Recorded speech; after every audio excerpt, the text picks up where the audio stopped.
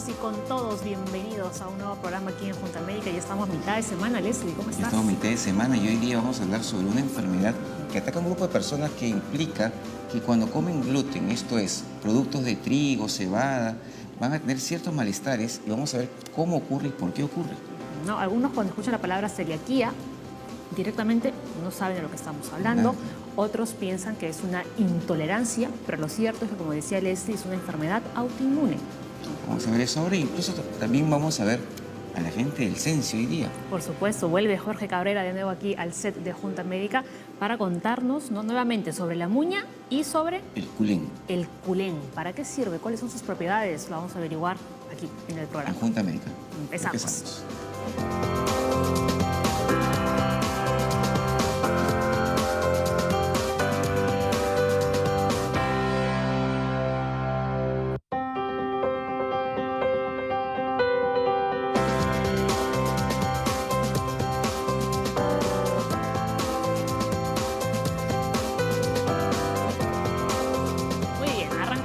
Arrancamos hoy día y empezamos hoy día nuestro programa. Vamos a hablar sobre celiaquías. Tenemos nuestros invitados en la mesa.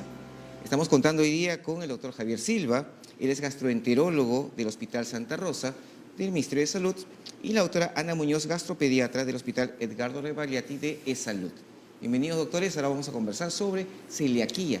Algo interesante, que la gente piensa que la celiaquía puede ser una intolerancia al gluten, y eso no es cierto. Claro, y como comentaba al inicio, hay muchas personas que ni siquiera saben qué es la celiaquía. Cuando vamos a veces al supermercado o al mercado, vemos en el etiquetado de algunos productos, vemos ahí, sin gluten, ¿no? Y muchas personas dirán, ¿qué Mucha es gente esto? dice, ah, qué bien. No.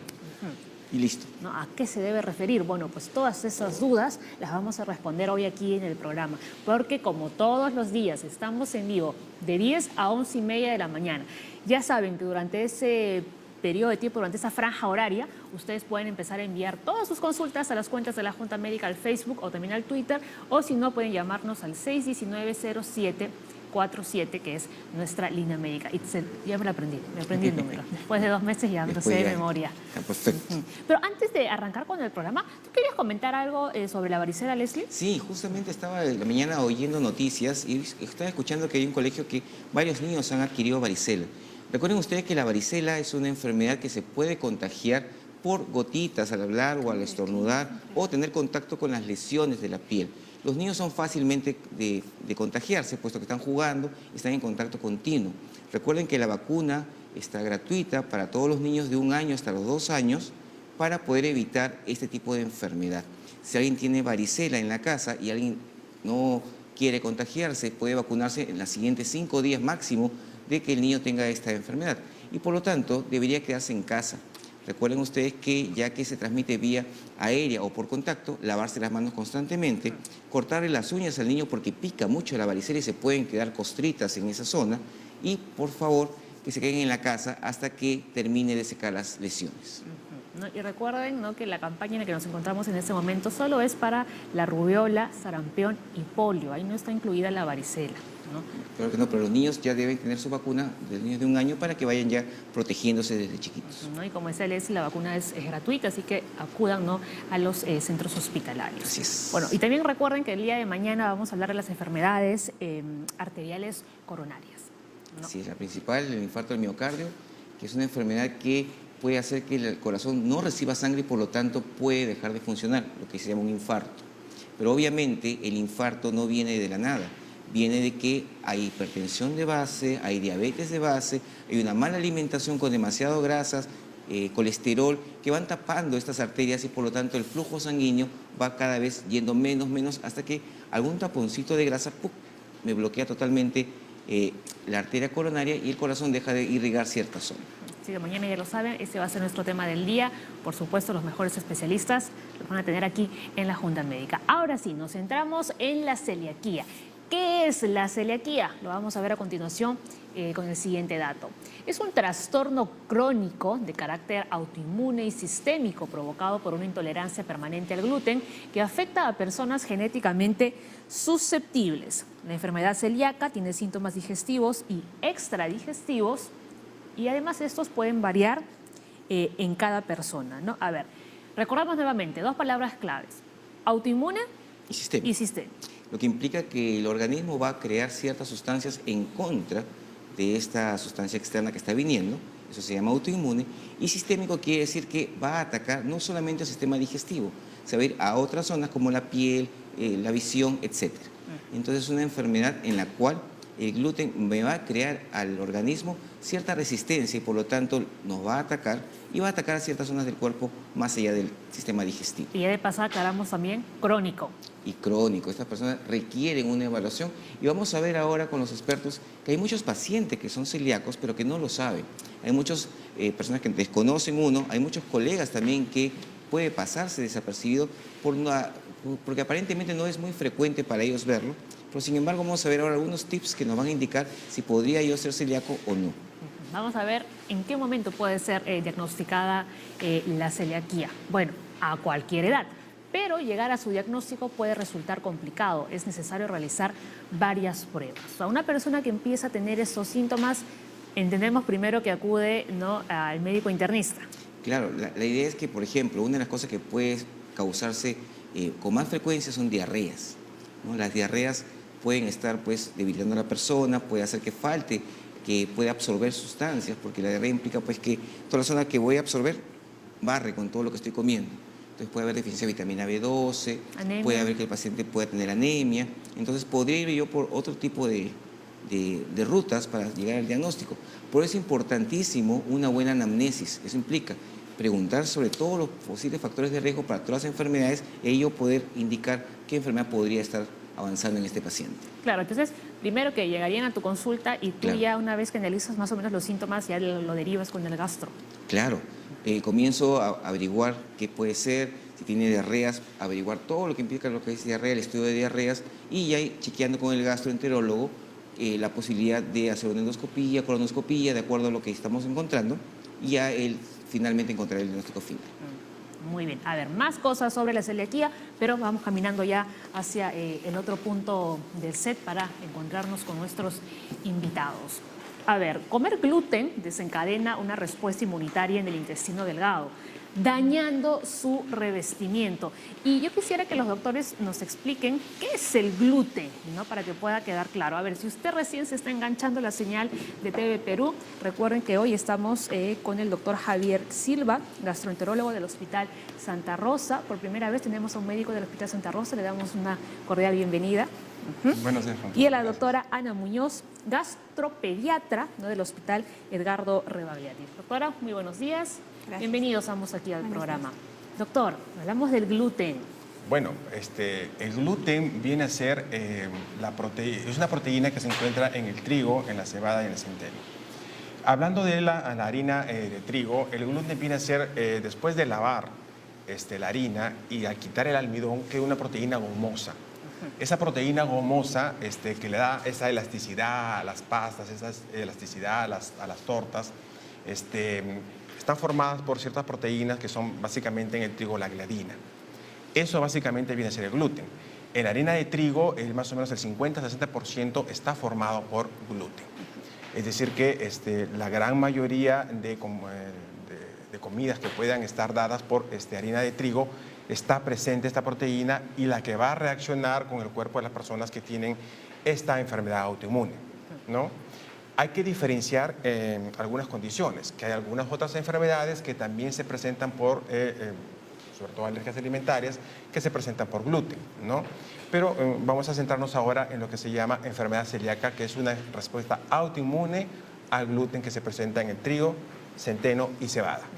Hay que aclarar que la avena también se encuentra contaminada con gluten en un 5% de las avenas, que básicamente se contamina en procesos de la trilla y la molienda, y por eso las avenas vienen contaminadas con gluten. Pero pueden haber en muchos sitios avenas no contaminadas y es posible que el paciente celíaco pueda comer avenas. Doctora. Sí, y para comentar también, existe la teoría de los granos no saludables, ¿no? O sea, digamos, nosotros como seres humanos nos hemos adaptado a consumir las plantas, los animales como parte de todo este proceso de evolución, Y lo que comentaban, yo recuerdo en un congreso de nutricionistas, es que justo los cereales, pues lo que guardan en la parte más interna, como que protegiéndose, son estas proteínas, ¿no? En el caso del trigo, el gluten es una de las proteínas, pero tienen bastantes más otras. Así como, por decir, en otras plantas tienen las semillas. Entonces, al estar, digamos, en la parte más interna de los cereales, también como que es más resistente a la digestión, ¿no? En cierto modo, esto explica que, digamos, pudiera también tener este problema finalmente desencadenando algún tipo de respuesta, porque no llega a tener tal vez una digestión completa, ¿no? Es parte de la teoría de por qué, digamos, nosotros como seres humanos podemos tener este tipo de reacciones. Y para comentar, digamos, en la parte pediátrica, por lo menos, y esto lo podrá mencionar el doctor, que ve gastroenterólogos de adultos, básicamente, tenemos mucho menos casos, ¿no? Es como que llegamos en un barrido que hicimos alguna vez como parte de un estudio de población sintomática, supuestamente era la población al que el médico le pedía el examen de screening, que es la titaglutaminasa, para decir si había celíaco o no. En esa población sintomática encontramos 1%, cuando en el resto del mundo, todo el mundo dicen que en la población normal, común y corriente, tendrías 1%. O sea, hay la percepción, por lo menos de mi punto de vista, de que nosotros no tenemos, por lo menos en población pediátrica, tantos casos como dice la literatura extranjera, ¿no? Y eso a pesar de que tenemos la misma genética que en el resto del mundo para esta predisposición. La dieta es muy importante, ¿no? Comentar el tema de la dieta y la dieta balanceada, variada, y de repente todavía nuestro arraigo no es tanto con el trigo como en otras sociedades, ¿no? Ajá, doctor. Claro.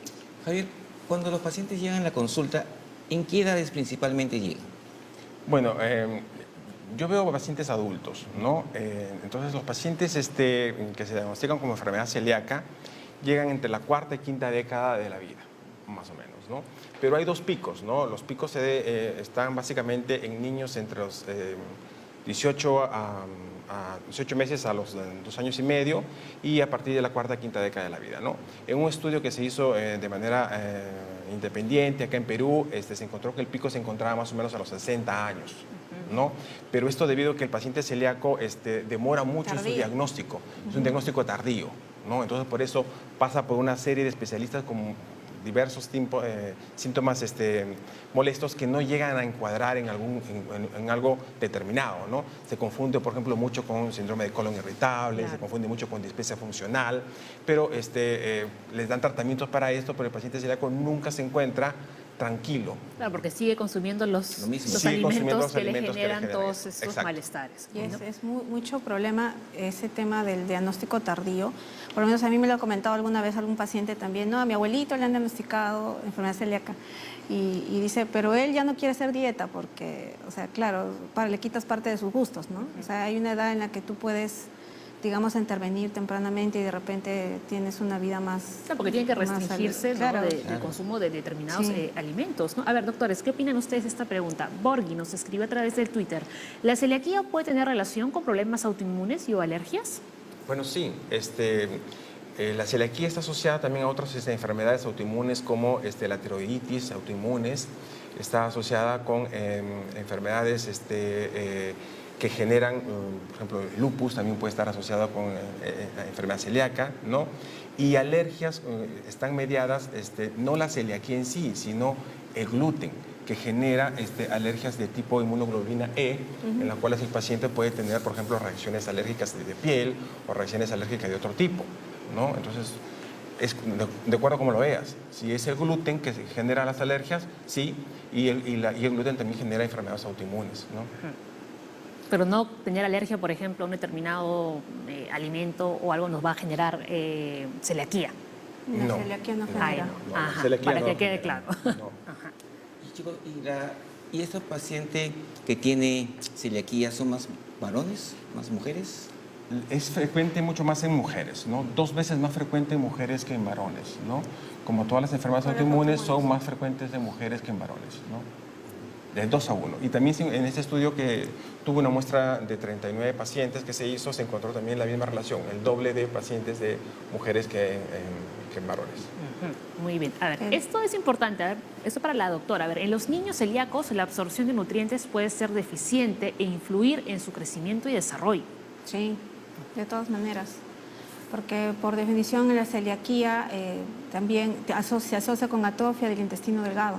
Entonces el intestino delgado es la parte del tubo digestivo que te permite absorber los nutrientes, ¿no?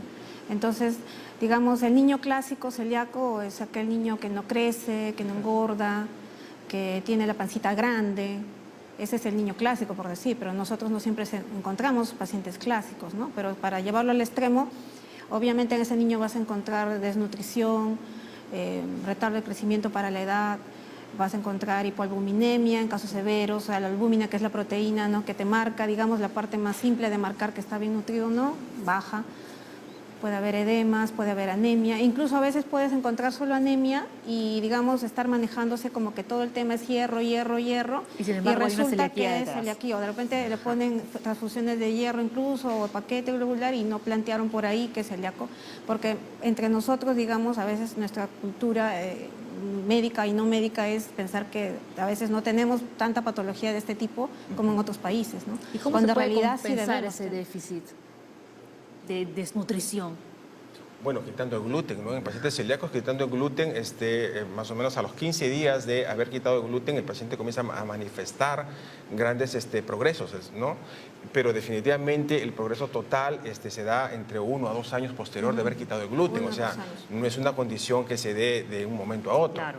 Porque el gluten lo que hace en el paciente celíaco es aplanar las vellosidades intestinales, y esto ha generado una serie de malnutriciones o malas porciones de diferentes compuestos, como dijo la doctora: hierro, vitamina B12, ácido fólico, calcio, ¿no? Entonces el paciente celíaco puede debutar a los 30 años o a los 40 años con fracturas patológicas o con osteoporosis que era inadvertida, ¿no? Entonces dice: ¿por qué tienes osteoporosis a esta edad? O porque tienes una anemia ferropénica que no tiene una causa determinada. Hablando de ferropénica es por bajo a fierro, ¿no? Entonces el paciente celíaco va por diferentes médicos hasta de llegar a un diagnóstico. Se centra la celiaquía en una enfermedad clásica en problemas digestivos, pero tiene muchos problemas extradigestivos, ¿no? Por ejemplo, en los problemas digestivos, les he nombrado que tiene la diarrea, la baja de peso, ¿no? Pero los problemas extradigestivos pueden ser tan diversos como, por ejemplo, la infertilidad, ¿no? Pueden ser la depresión, pueden ser la ansiedad, pueden haber problemas de osteoporosis, ¿no? Frecuentes. Entonces, anemias que no se logra identificar la causa. Y el paciente celíaco siempre está balonado, distendido. ¿Cómo? Chao. Y me cayó mal. Me dicen que es colon irritable, me dicen que es dispepsia, me ha ido un gastroenterólogo, me ha dado esto. Y comienzan a generar una serie de circuitos en donde no se piensa en celiaquía. Incluso en el mismo mundo médico no manejan la enfermedad celíaca y no se piensa en enfermedad celíaca porque en Perú no hay estudios o hay poca prevalencia. Es la historia del iceberg, ¿no? O sea, que solamente una punta... Si no ven todo lo que está abajo. Todo lo que está abajo es Se enorme, busca ¿no? lo clásico y no encuentras siempre Claro, lo clásico, justamente ¿no? eso les quería preguntar, ¿no? Porque el hecho de que un paciente esté yendo de médico en médico, de médico en médico, es porque ninguno da con el diagnóstico porque no tiene- certero, ¿no? Claro. Entonces, el problema es que los médicos en Perú no No, es están... que lo que sucede es lo ¿Tienen siguiente. mucho conocimiento con la celiaquía o cómo No, es? lo que pasa es que la celiaquía es una enfermedad oligosintomática, o sea que tiene pocos síntomas. Ajá. Entonces el paciente lo puede tolerar y puede vivir muchas veces con un poco de gas más al promedio, ¿no? O un poco más de balonamiento. Y tiene etapas de latencia en donde no hay ningún de remisión. síntoma. Ajá. Entonces se siente bien, entonces nuevamente dice: otra vez he comenzado a sentirme mal digestivamente, o bueno, tuve un poco de anemia, no me encuentran la causa, pero ya me pusieron fierro y ya recuperé y ya me pasó. Y se quedan tranquilos. Y se quedan tranquilos. Entonces no es de que No estén preparados. no estén preparados, ¿no? Sino que es una enfermedad que en todo el mundo es difícil de diagnosticarla, porque está inmersa en varias cosas y en otras enfermedades que se pueden solapar, Claro. ¿no? Entonces, y muchas personas aprenden a vivir ya con la enfermedad y ni siquiera acuden al médico claro, de repente. por ejemplo, Claro. hay estudios en Estados Unidos donde dicen de que por cada celíaco diagnosticado hay 5 o 6 no diagnosticados, y en un país de avanzada, ¿no? Claro. Sí, también para comentar, ¿no? en el punto sobre la absorción de nutrientes es mucho más importante en niños que en adultos, porque nosotros, digamos, proporcionalmente los niños tienen que consumir más calorías, más nutrientes que los adultos porque están en crecimiento. Entonces, si tú hablas de una enfermedad que causa malabsorción, o sea, no estás afectando solo su momento, sino su futuro, ¿no?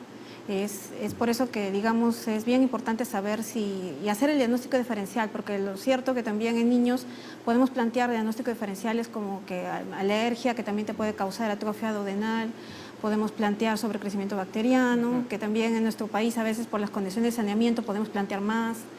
Entonces, hay otras enfermedades que uno tiene que saber diferenciar y plantear también enfermedad celíaca como parte del screening, ¿no? O sea, Claro. por ejemplo, digamos, como punto clásico en nosotros para plantear en niños, un niño con talla corta, por ejemplo, que le tienes que descartar también fibrosis quística, hipotiroidismo, también tienes que pensar en enfermedad celíaca. Hasta en niños, hígado graso, que estás con la dieta detrás y no mejora, también tienes que plantear enfermedad celíaca. O sea, hay anemia ferropénica que no mejora a pesar que le estás dando todo el soporte, tienes que plantear enfermedad celíaca a cualquier edad. Un sistema de descarte ahí, ¿no? Es, O sea, que, bien complicado. es que realmente tiene que haber un sistema de descarte, justo por lo que comenta, le están comentando el tema del oligosintomático, porque oligosintomático significa que de repente solo tienes un indicio de que algo está mal en esa persona. Y si no le das esa importancia y no llegas a todo el plan de trabajo que deberías hacer, entonces estás pasando por alto una señal, no estás queriendo Claro. ver todas las cosas juntas. Y eso no Sí, es. ¿y esta gente que tiene celiaquía es genético? ¿Apareció por algo? Sí, bueno, para que se dé la celiaquía tiene que estar tener una susceptibilidad genética. Nosotros los médicos llamamos a estos unas proteínas que se encuentran en el cuerpo, que viene a ser el HLA-DQ2 y el HLA-DQ8. El HLA-DQ2 se encuentra más o menos en el 90% de los pacientes y el 8 más o menos en el 8% de los pacientes, ¿no? Entonces es bastante improbable que una persona que no tenga estas proteínas en el cuerpo tenga celiaquía. Entonces, como parte también del diagnóstico de celiaquía viene a ser el hecho de buscar el estudio genético. El estudio genético no es tan barato como uno pensaría y no está al alcance de la mayoría, ¿no? Entonces, por eso que muchas personas se quedan en el camino para hacer un diagnóstico exacto de enfermedad celíaca, ¿no? En adultos, por ejemplo, los criterios para hacer diagnóstico de enfermedad celíaca son tomar en sangre una muestra para ciertas proteínas que tienen un nombre complejo, que es la transglutaminasa tisular IgA, que se puede hacer fácilmente, luego hacer una endoscopía con biopsia de segunda porción del duodeno, ¿no? Y finalmente buscar la parte genética, que son estas proteínas que hemos hablado, ¿no? Si con esto de acá encontramos de que ya tienen por lo menos más de 2 criterios o 3 criterios, podemos ya decir que el paciente es celíaco, ¿no? Pero muchos se quedan en el camino, Claro. ¿no? Por situación económica o por situación de disponibilidad de que no se encuentra en muchos laboratorios estos estudios. Muy bien. A ver, doctores, vamos a repasar algunos de los síntomas digestivos más comunes, pero volvemos a repetir que no todo este listado, ¿no?, que vamos a ver a continuación significa que lo va a presentar la persona o el paciente celíaco. Puede aparecer uno solamente, ¿no? A ver, hinchazón o sensación de plenitud o inflamación en el abdomen, diarrea crónica, por el contrario, estreñimiento, gases, náuseas, dolor de estómago y los vómitos también. ¿Podríamos añadir otros síntomas o con esos? No, sí, el paciente celíaco es diverso, ¿no? El paciente puede tener artralgias, dolores articulares. También. ¿No? Puede tener, como dije, la depresión o sentirse fatigado, mucha fatiga, ¿no? Esto, dependiente de si el paciente tiene o no anemia, puede tener la fatiga, ¿no?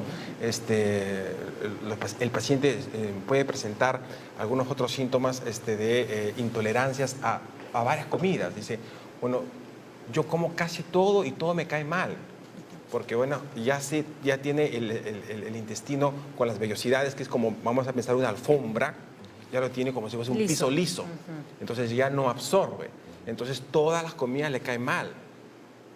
Entonces se queja de todo las comidas, ¿no? O sea, el doctor viene y me dice, me he ido a hacer varias pruebas y como tal cosa y me cae mal, ¿no? Pero básicamente le cae mal todo, pero no se asocia a que siempre está comiendo algo con gluten. Ajá. Que viene a ser trigo. Es tu pancito de todos los días. Es el pan de todos los días. pancito, Ahora, exacto. claro, hablando de eso, felizmente en Perú no tenemos una sobreexposición al gluten, ¿no? Porque nuestro almuerzo básicamente está dado por arroz. Ajá, sí. Y el arroz está permitido comer, ¿no? Pero en otros países el complemento es el pan. Ensalada, Tal cual, una proteína, una carne y pan. Entonces ellos sí tienen más predisposición a generar enfermedad celíaca por el tipo de comida, ¿no? La carga. Y el paciente que tiene una enfermedad celíaca con manifestaciones extra digestivas, siempre tiene algo digestivo. Sí, básicamente tiene algo digestivo. Sí, en la enfermedad clásica de la enfermedad celíaca se la presenta como la diarrea. En la enfermedad no clásica puede ir con estreñimiento o con balonamiento intestinal, ¿no? Y se confunde mucho esta situación con lo que es con el síndrome de colon irritable, ¿no? Entonces, no podemos hacer a todos los que presenten alguna alteración digestiva pruebas de screening. Entonces, hay una población en la cual está centrada a hacer estas pruebas de screening para determinar y pensar que tienen enfermedad celíaca. Ahora, en los síntomas que acabamos de ver era en los niños. ¿En los adultos se repiten? ¿Son los mismos? ¿O varían algunos? Bueno, básicamente en niños lo que más se da es las alteraciones en el crecimiento y la malnutrición, ¿no? En los adultos sí tienen las mismas condiciones, pero se puede presentar la enfermedad celíaca o activar la enfermedad celíaca cuando ya tienes 30, 40 años, y entonces has crecido bien, eres una persona alta, o has estado bien nutrido y comienzas a bajar de peso, ¿no? Comienzas a bajar de peso haciendo diarrea y dices, ¿cuál es la causa de mi baja de peso? Muy bien, ¿no? Doctora, yo comentaría que, digamos, nosotros los médicos de repente debemos acostumbrarnos a trabajar así por descarte, ¿no? O sea, digamos, si hay cuadros donde uno necesariamente tiene que sospechar y hacer una lista de trabajo, comentarlo, ¿no? O sea, tampoco, por ejemplo, hablaste de estreñimiento, no es que a cualquier estreñido uno le pide un descarte de celíaco, ¿no? Estreñimiento refractario, decimos. O sea, un paciente que tú estás asegurándote que ingiere agua, come fibra, es ordenado con sus comidas y a pesar de eso y los ablandadores que le das no mejora, está todo el año mal. O sea, obviamente tienes que plantear algo como enfermedad celíaca, ¿no? Estreñimiento refractario. Diarrea crónica. En principio, diarrea crónica en todos los niños sí deberíamos buscar enfermedad celíaca porque es parte de las enfermedades que malabsorben más. Digamos, es un diagnóstico vital que no se te puede pasar. Y como ya mencioné, la anemia ferropénica, el hígado graso, que incluso tú dices un gordito tendría enfermedad celíaca, sí, pues un gordito puede tener enfermedad, encuentras transaminasemia y no encuentras otra explicación más que la enfermedad celíaca. La diabetes mellitus tipo 1, que cada vez se está viendo más también en niños, y eso lo manejan los endocrinólogos pediatras, ¿no? Pero muchas veces hay que hacer la asociación con que también puede ser una enfermedad celíaca. Entonces, nosotros, por lo menos en gastro, y gastro en general, siempre tenemos que pensar en todos los otros órganos porque el tubo digestivo tiene relación con todo. Claro. Con todo. Sí, la población objetivo de hacer un estudio de enfermedad celíaca viene a ser, por ejemplo, si tú tienes un pariente que ha tenido enfermedad celíaca, tienes más posibilidad de hacerlo. Por decirte, si un paciente es celíaco, los padres tienen 4.5% más veces de ser celíacos. Los hijos un 3.5% y los hermanos un 7%. Entonces, ahí es en donde tú debes buscar en ese grupo el screening de enfermedad celíaca, ¿no? Lo tienes que buscar en personas que tienen enfermedades autoinmunes, diabetes tipo 1, tiroiditis, ¿no? Que pueden estar dados también ahí. En personas que tienen balonamiento crónico o diarrea crónica, ¿no? Que has visto varias causas previas y no encuentras una condición que la explique. Hay dos síndromes, ¿no? El síndrome de Down y el síndrome de Turner, también que tienen más predisposición a enfermedad celíaca, ¿no? Entonces tienes que hacer un screening en esa población. También en personas que tienen colon irritable, también tienes que buscar la enfermedad celíaca. Y ahora que está muy en boga el hecho de que tienes un problema de hígado graso, aumento de transaminasas, que son las enzimas que aumentan en el hígado graso, y bueno, haces todo y tus transaminasas siguen elevadas. Entonces, tienes que buscar, porque en un 7-10% del aumento de transaminasas se deben a enfermedad celíaca. Y puede ser la única manifestación.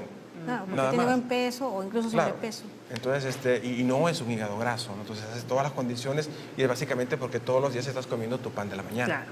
Ajá. A ver, tenemos, doctores, otra pregunta, Leslie. ¿Laura? Sí, lo que quería, antes de pasar a la pregunta de Laura, era mencionar que como ustedes están escuchando, hay muchos síntomas que pueden ser muchas enfermedades. No tener un solo síntoma o un solo signo quiere decir que tengo esta u otra enfermedad. Por eso es fundamental que el médico tenga que evaluar, preguntar y hacer toda una historia adecuada para poder determinar hacia dónde vamos a dirigir nuestro diagnóstico. Vamos a ver qué nos dice Laura desde ATE, 41 años. Dice, mi sobrina tiene 21 años y diagnóstico de lupus y su doctor le ha indicado suspender los alimentos con gluten. ¿Los que tienen lupus son celíacos? No, en primera instancia lo que se tiene que hacer es buscar si tiene un diagnóstico de sobreposición de dos enfermedades autoinmunes. O sea, no todos los de lupus tienen que suspender la dieta, hacer una dieta sin gluten.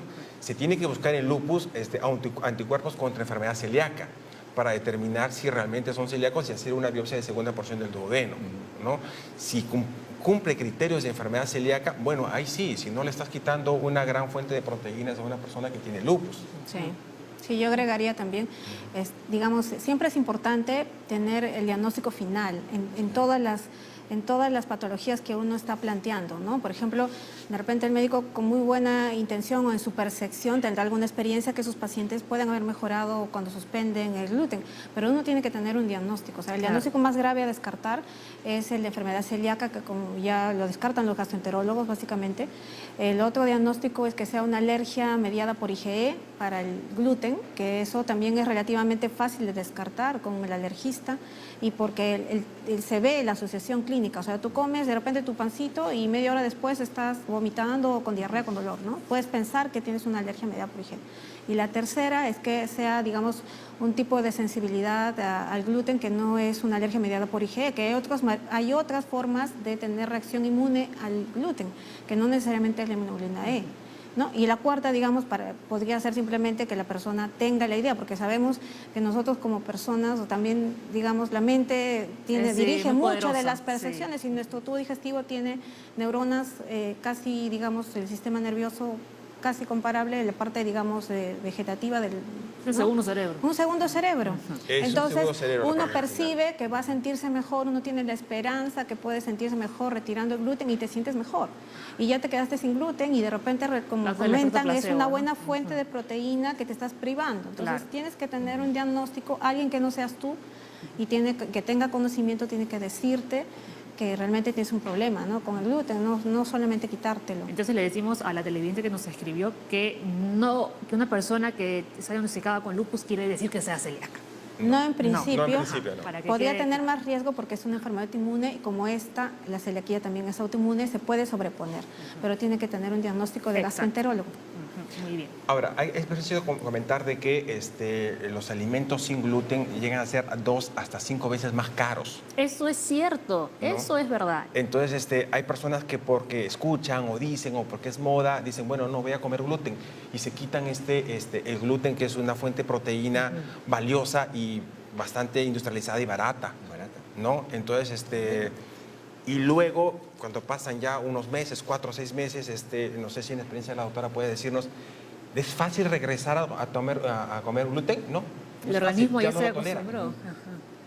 Claro, El pobre es intolerante. Sí, el Hay un doctor ha tema dado enzimático. clave, ha dicho, es una moda realmente, y de verdad, es una moda. En las redes sociales, ¿no? Se ve mucho esto de la dieta sin gluten, ¿no? Y personas que ni siquiera son celíacas. Que no han hecho una consulta al doctor y que no han visto que realmente esto tiene que ser beneficioso para su salud por un estudio adecuado, ¿no? Entonces, hay que llevarnos claro ese punto. Claro. El trigo es bueno, solo que hay un 1% de la población que hace una enfermedad hacia esto. Claro. Estamos comenzando del 99% de de la población que tiene que 1%. nutrirse con trigo. Claro, que mucha gente relaciona dieta para celíacos, dieta para adelgazar, ¿no? No. Y No, empiezan en a hacer absoluto. esta dieta que no, No. tiene nada que No No, ver. tendría tiene ningún sentido. sentido. A esas no tendría ningún Ningún sentido sentido. porque más bien la proteína que tienes allí es mucho mejor que la que puedas encontrar de repente en el arroz, ¿no?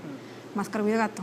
Claro. O en la papa. O sea, no es una dieta balanceada si te quieres, si esa es tu idea de bajar Claro, de al peso. contrario, no, Sí, tiene, no al tiene nada que contrario. ver, que nos quede claro. A ver, Tomás nos llamó desde Chorrillos, tiene 60 años. Me diagnosticaron celiaquía C3. ¿Puedo tener lupus? ¿Qué puedo hacer para evitarlo? Esto es al revés, la pregunta. Sí. Claro. Bueno, le diría a Tomás de que no se preocupe, que vaya a sus controles médicos con su médico que le hizo el diagnóstico de enfermedad celíaca y que si él va a encontrar alguna posibilidad de tener alguna otra enfermedad autoinmune, en los estudios van a poder verse, ¿no? Entonces, ¿tiene más posibilidad que la población en general? Sí, pero un 2 o un 3% más. No o sea, significa que lo va a hacer. no, que lo va a hacer, ¿no? Claro. Y Ajá. Y además es varón, ¿no? Eso Y sí, el sí. varón es extremadamente difícil que haga lupus. Y la edad también, porque la edad también es varón y es una persona adulta mayor, es muy bajísima. Es una poquísima. El lupus le da más o menos a 9 veces más frecuente en mujeres que en hombres, ¿no? A los 20 y 30 años. Sí. Tomás, tranquilo, Tranquilo. tranquilo. Pero sí comentaría algo, ¿no? O sea, de repente, en estos tiempos, no en los tiempos que estudiamos medicina, ¿no? Porque aquí más o menos que Hemos somos terminado hace un par de años, contemporáneos, ¿qué hace pasa? un par de años, pero no existía la internet. No. Entonces, no había este tema que ahora no es la consulta solo con el paciente, sino con todo lo que el paciente lee en la internet. Sí. Y Eso se llama realmente doctor Google. es el doctor Google. Ese no ha puesto. Y Él no que sabe medicina. obviamente Usted puede ver lo bueno y lo malo y lo inadecuado. estamos en contra, yo por lo menos estoy en contra de este tipo porque realmente, o sea, para que la gente nos crea, o sea, cuesta estudiar medicina. Sí. Cuestan los años de estudiar y aprender y tratar digamos, de organizar lo que tú sabes para poder ayudar a una persona. Y sabes que cuando tú le dices algo al paciente, estás discriminando de la A a la Z lo que sabes, ¿no? Pero la persona, en cambio, entra a Google y encuentra, y tú le pides un examen, doctora, encontré que esto es para el cáncer y esto para esto, y eso se relaciona con otras enfermedades, entonces se asustan innecesariamente. Entonces, parte de la consulta ahí es quitarles el susto de todo lo que estás leyendo. O sea, informarlos adecuadamente. Informarlos adecuadamente y no está bien, ¿no? Tienen que buscar un médico confiable, es el principio básico, y ese médico hace el trabajo por ellos. Claro, porque si uno empieza a poner cuáles son los síntomas, ¿no?, que tiene de repente para la enfermedad celíaca, le van a salir ahí. Todas. Claro, Sin fin y de todas las enfermedades. enfermedades autoinmunes relacionadas Sin y fin de no puedes enfermedades. buscar hacer un laboratorio para las 50.000 porque Claro. algo te va a salir, algo Sí. positivo te va a salir, eso es por estadística, algo positivo te va a salir cuando no deberías estar buscando cosas. Mucho en cuidado. ese sitio. Eso es verdad, ¿no? A veces ponemos ahí, me corté con un cuchillo, mañana te mueres. Sí. Sí, No, porque Bueno, la Internet ha ayudado enormemente a poder globalizarnos y a tener información al momento, ¿no? Ok. Pero hay que tener mucho cuidado en saber en dónde buscar y qué hacer, ¿no? Porque eso te puede ayudar. Muy bien, hacemos una brevísima pausa en la Junta Médica, pero ya regresamos con muchísimo más aquí en el programa.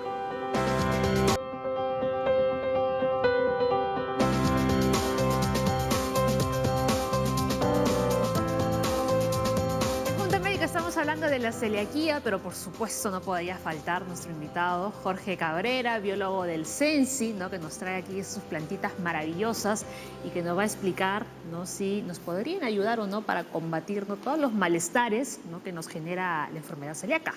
Muy buenos días, Jorge, Paula. buenos días. ¿Cómo está, doctor? Doctor, ¿qué Buenos tal? días. En primer lugar, tenemos que decir que no hay evidencia científica y académica de alguna planta que pueda curar este mal. Ajá. Entonces, no podemos... Ya nos has planchado desde el inicio, Jorge. No, pero sí nos van a ayudar a mejorar algunos síntomas. Pero sí, por supuesto, algunos síntomas que esta enfermedad tiene, las podríamos tratar con la infinidad de plantas medicinales referidas a la digestión que nosotros poseemos, ¿no es cierto?, dentro de nuestra gran biodiversidad y gran riqueza cultural. Y en esta oportunidad, por ejemplo, vamos a mostrar una de las plantas nativas, doctor. Hemos estado hablando de algunas plantas introducidas que Sí. nos han traído de otros países, pero nosotros tenemos una flora nativa y en este caso 3 plantas nativas 3, a ver. que son peruanas. Una de ellas es el culén, ¿no?, que es una planta que tiene que ver con las diarreas, por ejemplo, muy usada en las zonas altoandinas. Acabamos de venir de Moquegua hace un par de semanas haciendo un estudio de plantas medicinales en las zonas altas de Moquegua. Y ahí la población, por ejemplo, hace un uso muy frecuente del culén. Sobre todo cuando ellos tienen estos síntomas de empacho, ¿no? Cuando se sienten llenos, ¿verdad? Entonces, hacen uso del culén y también hacen uso de otras 2 plantas, que es el anís. Y aquí hay que hacer una explicación interesante. El anís que nosotros usamos y que compramos en las bodegas, en las tiendas, es una planta introducida. Se llama Pimpinella anisum, que es de la familia del apio. Sin embargo, nosotros en nuestro país tenemos un anís nativo y que las poblaciones altoandinas lo utilizan. El aroma es sumamente similar al del anís. Si podemos oler de repente una de las inflorescencias, porque Ay, sí. aquí hay muchas flores, ¿no? Este Huele es como cuando uno toma, ¿no?, esta copita de anís. correcto. ¿Verdad? Sí, Pero de anís. eso, Paola, estamos tomando ahí Pimpinella anisum, hay que Aclarar. Ajá. Pero este anís que nosotros poseemos y que es nativo, es utilizado en las zonas altoandinas precisamente para problemas digestivos. Muchas veces relacionados pues a las flatulencias, ¿no?, a los espasmos. Entonces, y ya nuestra planta que ya la hemos presentado en algún momento, La muña. que es la muña, ya la conocen muy Sí, está bien. ella. Ya la conocen, que es del género Mintos taquis y que es una planta muy beneficiosa porque también tiene que ver con la regulación de diarreas y de problemas digestivos. ¿Y para el estreñimiento también se sirve? Correcto. Cuando, por ejemplo, nosotros hacemos el cocimiento, hasta ahorita hemos hablado de infusiones, Sí. para ser claros, es decir, coger porciones de la planta, echarles agua hirviendo y dejarlo reposar, esa es una infusión. Estamos hablando pues de un tema para las diarreas con estas 3 plantas. Pero cuando ya nosotros cocinamos, hacemos una cocción de unos 5 minutos del culén, por ejemplo, ya podríamos estar hablando de un pequeño efecto laxante, ¿no? Entonces, El efecto contrario, increíble. Así es. Solo con la forma de como más o preparación. menos también veía hace un momento en el panel que ponían, ¿no?, dentro de los síntomas, por un lado diarrea y por el otro lado estreñimiento, y que muy bien los profesionales médicos se han encargado de aclararlo, ¿no? Entonces, hay plantas que sí, por la manera como nosotros extraemos sus metabolitos, sus principios activos, nos podrían servir para una u otra cosa. Entonces, ahí hay que tener cuidado. Estas plantas, doctor, Paola, ya inclusive las podemos encontrar también en sobrecitos filtrantes. ¿Qué es lo que aparece aquí? ¿Ese tipo de anís también? Correcto. Ajá. ¿Qué es lo que aparece aquí? 1 gramo, ¿no?, para una taza. Entonces, de esta manera ya por supuesto que estos productos tienen un registro sanitario, que es lo que siempre hay que revisar, ¿no es cierto? Y es lo que recomendamos, siempre revise el registro sanitario de cualquier producto del cual usted haga uso, que nos dé menos la garantía de que está siendo debidamente procesado. ¿Esto lo venden también en combo, por decir así? No como en otras plantas que hemos visto que viene el manojo ahí Sí. de diversas. Correcto, sí. Dentro de la medicina popular, digamos, dentro del conocimiento popular, ¿no? Si uno va al mercado, uno puede pedir un atado de hierbas digestivas. Y a uno le van a dar un atado generalmente para 1 litro de agua, ¿no?, que es como una especie de emoliente. Así es, como una especie de emoliente que nos va a ayudar a aliviar, ¿no es cierto?, algunos problemas digestivos que nosotros podamos tener. Este tema de la celiaquía es un tema muy delicado. Inclusive yo estoy recordando que tengo una amiga, ¿no?, que en alguna oportunidad quisimos compartir con ella una comida, una pizza, vamos a decirlo, y ella no lo pudo comer, ¿no? Y bueno, es un tema delicado, entonces aclarando nuevamente que estas plantas no nos van a librar de este mal. Claro, pero sí que puede Pero sí ayudar, nos ¿no?, pueden a ayudar. disminuir Así alguno es, de estos, alguno de de estos los síntomas. síntomas. Jorge, ¿cierto? yo he leído ayer una cosa que me sorprendió mucho. Dicen que el culén cura la diabetes. Sí. Así Bueno, puesto, Cura. cura. Cura. O sea, el doctor Google dice, esto cura diabetes. Sí. También, qué interesante, los profesionales médicos hablaban acerca del Internet. Pero antes de eso, ¿y para qué miras al doctor Google? Para ver qué cosa está mal escrito, pues. Así es. Algunos revisan San Google, como le dicen. Está en Google también. Y bueno, y la verdad es que uno en Internet puede encontrar infinidad de cosas. Sí. Lo que hay que hacer es saber buscar y sobre todo recurrir a los profesionales, Claro. que son los encargados de hacer búsquedas, digamos, en revistas académicas, por Ajá. ejemplo, o estudios o investigaciones que tienen rigor científico. Claro que sí. Y que nos pueden ofrecer a nosotros, ¿no es cierto?, la garantía de que los resultados, las conclusiones de las investigaciones son correctas, ¿no? Entonces no cura la diabetes. No. Hola, mucha gente existe que leen esas cosas, Ajá. comienzan a tomar esto y llegan al hospital Peor. en coma diabético, ya Así es. muy mal. Correcto. Porque siguen con su misma dieta Ujú. y le achacan a la pura planta que lo va a curar. Claro, y encima en grandes cantidades, pensando que mientras Claro. más tomen, Sí. con Entonces, la mejores idea acá efectos. es Ajá. saber para qué sirve cada Y planta. buen tema, doctor, ¿no, Paola? Porque, por ejemplo, si nosotros hacemos una revisión del género Otolobium en revistas académicas, uno de los resultados es que nos va a botar una tesis, por ejemplo, de una señorita de la Universidad Católica de Arequipa, que precisamente evaluó el efecto hipoglicemiante del extracto metanólico de Otolobium pubescens, que es una de las especies que está allá en Arequipa, con resultados positivos. Claro. Pero, por ejemplo, si un profesional médico no nos orienta, ¿no es cierto?, uno va a pensar que porque encuentra una tesis de un efecto positivo frente a la glicemia, ¿no es cierto?, reduciéndola, eso quiere decir cura la diabetes. Claro, Y eso no es así, ¿no? interesante. Ok, muy bien. Ay, me dio risa cuando dijiste lo del combo, Leslie. Claro. Estaba pensando, sería combo 1, combo 3, ¿no? Ya Claro, casera, un combo usted elija cuál. digestivo, un combo para los gases. ¿No? Otro combo puede ser para las enfermedades respiratorias, ¿no? Una pregunta, Jorge. Si yo, por ejemplo, en verano hago mi infusión, pero quiero tomarla fría, heladas, pues también Se puede ¿Tiene el mismo hacer. efecto? ¿Tiene su Correcto. efecto? No, bueno, la preparación, la extracción, Ahí sí calientito. la extracción tiene que ser acuosa en caliente. Eso sí. Definitivamente la temperatura y el medio acuoso es lo que va a extraer los metabolitos que van a aparecer luego en mi infusión. Luego eso lo puedo dejar enfriar y por supuesto que eso me lo puedo tomar. Ahí no hay ningún problema, Un ¿no? agüita de tiempo refrescante. Así es. Y con buenos efectos. Correcto, ¿no? Sí, eso es. Y también es ya, digamos, una práctica habitual en algunos restaurantes incluso, poder expender algunas bebidas de plantas digestivas Claro. de manera fría, ¿no? ¿El culén tiene buen sabor? Excelente sabor. ¿Ese es culén Paola. o qué es el- Claro, acá culén? está el culén. Ah, voy a probar. Por favor, le puede dar una Sí, que probadita no me- a sí, que no Paola. me quemo. ¿No? Esperemos que no suceda nada con Paola. Ah, pero súper suavecito. Así es Ujú. una infusión sumamente deliciosa y también es parte del mensaje que queremos dar, doctor Leslie, Paola, que muchas veces las personas están agotando un solo recurso, a veces dentro de sus hábitos alimenticios, cuando tenemos una amplitud de recursos que nos podrían ayudar, ¿no es cierto?, para poder, digamos, calmar algunos malestares digestivos que podamos tener. A ver, nos vamos a la mesa de la Junta Médica y nuestros expertos han estado escuchando atentos, ¿no? Lo que nos estaba contando Jorge Cabrera. A ver, estamos hablando del culén, del el anís. El anís nativo, El anís ¿no es nativo cierto? y de la muña.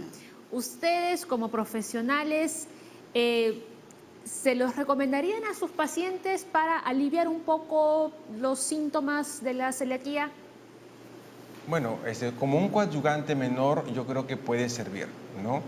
Pero cuando el paciente celíaco está en su crisis, realmente va a necesitar de medicamentos de mucha más potencia, incluso hasta de hospitalización por la gran cantidad de diarrea que puedan tener, ¿no? Entonces, cuando el paciente puede ser oligosintomático, tener pequeña cantidad de síntomas, uno puede tomar alguna de estas hierbas que le puede ayudar a disminuir la cantidad de gases, la flatulencia, ¿no? Entonces, sí, como un coadyuvante menor, yo creo que se puede recomendar.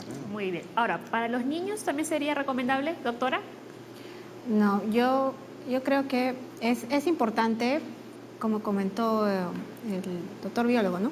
Sí. Jorge. Que uno esté seguro, por ejemplo, ya se ha estudiado por la muña, el anís, ciertas plantas, uno tiene que saber que hay variedades de estas plantas, ¿no? Entonces uno tiene que estar usando realmente el principio que de repente sea el menos nocivo. Por ejemplo, la muña de repente es recontraestudiada y sabemos que puede mejorar en algo, aliviar en algo los gases, ¿no? Pero es una especie, una variedad en particular. Si tú vas de repente donde un herbolario que no tiene el suficiente, no es lo suficientemente estricto con este tema, puedes recibir una planta que no es. Yo tendría este cuidado en niños, ¿no? Porque también vemos nosotros toxicidad por plantas. Y en niños es mucho más posible que ocurra porque, digamos, el sistema digestivo, el hígado, todo trabaja diferente que un adulto. Es mucho más sensible, está en crecimiento, en desarrollo. Entonces, la posibilidad de que tú le des una hierba y sea errada o de repente le combines cosas y resulta que es tóxico en lugar de beneficioso, yo por ese lado no usaría. Salvo de repente el anís, algo súper inocente, ¿no? y trabajado.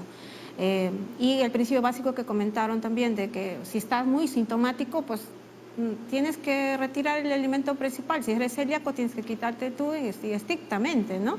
Incluso, por ejemplo, en Estados Unidos, donde tienen un buen grupo de celíacos, cuando comentan estos temas, ellos usan categorías de manejo, ¿no? Pacientes a los que les quitan el trigo y de repente usan otros productos comerciales libres de gluten. Y sin embargo, si están mal, aún con estos productos libres de gluten, se ponen a pensar en hacer una dieta totalmente natural y solo con elementos orgánicos libres de gluten, porque es el segundo paso. O sea, ni siquiera estás pensando en sintomáticos. Yo siempre pienso en sintomáticos, o sea, este tipo de cosas, luego de hacer el manejo básico, ¿no? Perfecto, muy bien. Bueno, están las opiniones de nuestros expertos. Jorge, como siempre, un placer tenerte aquí en el programa. A ustedes las gracias. La próxima semana hablamos de la migraña, así que pensando si hay alguna planta que se puede relacionar, ¿no? Correcto. Para la migraña. O si no, ya otra planta, no hay ningún problema. No, porque pero variedad sí, tenemos un montón. También ahí tenemos que decir, Ajá. para la migraña tal vez no hay una planta que lo cure, ¿no?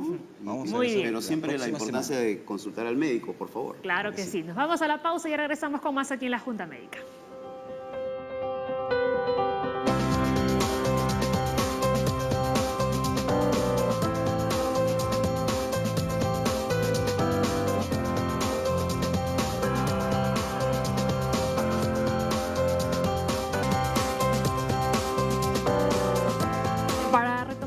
de la celiaquía. En algunos casos, la celiaquía permanece latente sin ningún tipo de manifestación hasta que de pronto aparecen los primeros síntomas. Sí, es cierto. Eso es lo que hace difícil el diagnóstico de celiaquía, ¿no? Las gestantes tienen una predisposición a que se reactive o que se presente la enfermedad hasta en un 17% y hacen celiaquías incluso de forma, crisis de celiaquía de forma severa, ¿no? Entonces es importante también saber eso, ¿no? Hay periodos donde pasa latente sin ningún síntoma y hay periodos en donde comienza a tener problemas, ¿no? Consumiendo la misma cantidad de gluten. ¿Sí? Claro, ¿no hay una gestante celíaca? Yo nunca he visto una gestante celíaca, no, pero lo describe la literatura, ¿no? Acá en Perú tenemos, como yo dije en un momento, la particularidad de comer menos gluten en otros sitios, ¿no? Entonces tenemos la predisposición genética como en otros países, tenemos la presencia de gluten, pero hay otros factores externos que también tienen que valorarse que no están bien estudiados, claro, ¿no? Porque si la población más o menos en un 40 a 70% tiene estos proteínas que son los HLA-DQ2, ¿por qué no todos hacen celiaquía? Solo hacen el 1%, ¿no? Entonces hay otros factores y además todos toman gluten, ¿no? Entonces hay otros factores que no están bien dilucidados que se pueden determinar, ¿no? Javier, ¿existe alguna prueba tipo té de tolerancia a la glucosa, una cosa así, un té de tolerancia al gluten? ¿O una provocación de...? No, antes se hacía, ahora hay pruebas que se determinan con más certezas sanguíneas para determinar si uno es celíaco o no, ¿no? Sería lo máximo, ¿no? Claro, porque antes estaba leyendo pues, que había un té de provocación con gluten. Sí. Por ejemplo, tengo algún paciente que por alguna razón tuvo que viajar a la China. Y no le gustaba la comida, estaba acostumbrado a una comida más peruana, todo lo que encontraba allá no le gustaba. Entonces dijo, se fue a un sitio de pizzería y solamente se pasó el mes que estuvo en la China comiendo pizza y comenzó con las diarreas. Entonces dijo, bueno, esto es una infección intestinal, entonces comenzó con antibióticos, se manejó y de repente había bajado 5 kilos. Llegó al Perú con diarrea persistente y terminó de ser diarrea crónica y la exposición extensa al gluten que había tenido en ese mes que estuvo en China comiendo solamente pizza porque no quiso comer la comida de allá, hizo que se desencadene la enfermedad celíaca. Interesante. Ahí sí tenías una causa-efecto.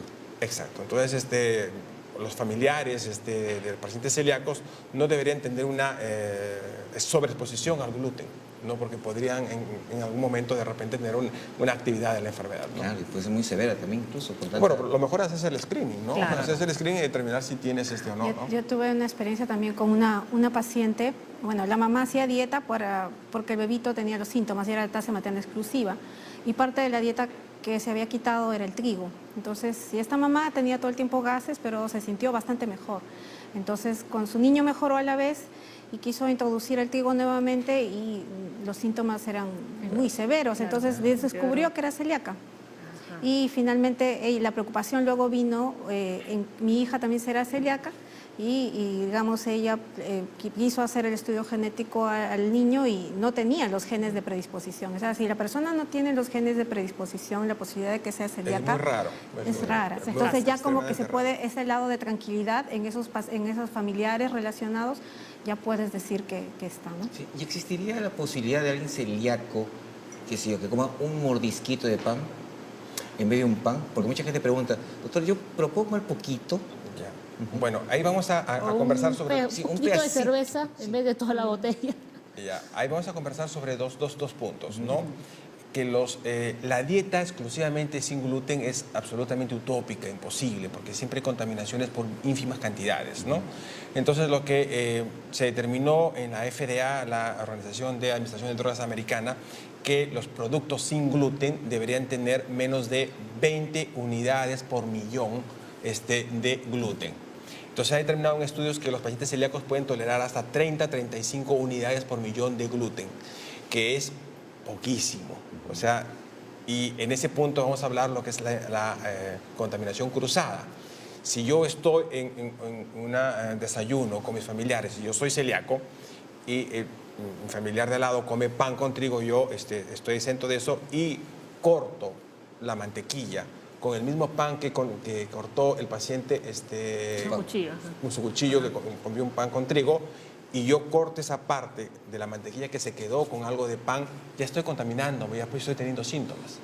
O sea, Eso se llama una es contaminación cruzada. ínfimo, entonces la cantidad para Es que hagan ínfimo. síntomas. Entonces, un poquito de pan o un poquito de cerveza no vale. No es posible. Bueno, el paciente mismo lo va a rechazar porque sabe que inmediatamente cuando ingiere esas pequeñas cantidades se siente mal. Una reacción en cadena. A menos Porque que le es una- encante estar con ese dolor. Porque es una enfermedad autoinmune. Claro. Entonces, el recordar que le va a dar diarreas o el dolor, a distensión o el vómito. Ya solo compensar eso ya definitivamente no va a consumir. Claro, hay pacientes que solamente pueden tener una expresión de anemia. Entonces dicen, bueno, sí, pues me como un poco, ¿no? A ver, doctores, ya tenemos varias consultas. Dora llamó desde La Molina, tiene 69 años. Dice, ¿los síntomas de celiaquía pueden ser respiratorios? Mi hijo de 4 años no tiene problemas digestivos, pero sí tos y flema cuando consume alimentos con gluten.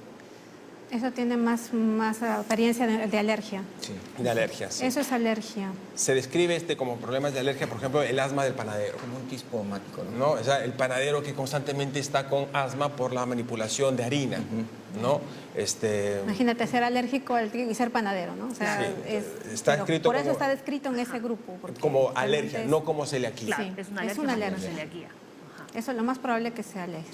Muy bien, Otra perfecto. cosa, Paola, que habíamos conversado con Javier era la cerveza. Claro, lo que Tiene decía, ¿no? cebada. Un poquito de cerveza. El whisky también. ¿Qué le recomendaría a esas personas que quieren brindar? Bueno, pisco. Eso.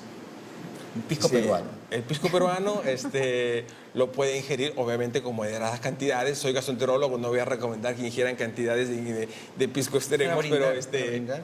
pero para Tipo brindar sour. podrían tomar pisco, podrían tomar vino, Claro. Vino. ¿no? Bueno, y el que no le gusta beber, pues feliz. Mejor. Mejor. Todavía. A ver, Mónica, 38 años, Trujillo. Mi hijo de 13 años es intolerante a la lactosa, sufre de gases y diarrea. ¿Puede también ser celíaco? El tema con la lactosa. Solo por esos síntomas no lo podría decir, pero yo diría 2 puntos ahí para comentar. Intolerancia a la lactosa es bastante común en nuestra población. Uno tiene que saber eso. Después de los 4 años, y está estudiado, ya uno pierde la capacidad genética de tomar grandes cantidades de leche. O sea, esa es una capacidad que sirve para sobrevivir cuando eres bebito, alcanza un pico máximo cuando tienes 1 año y va decayendo, porque ya no toda la vida tienes que vivir de leche.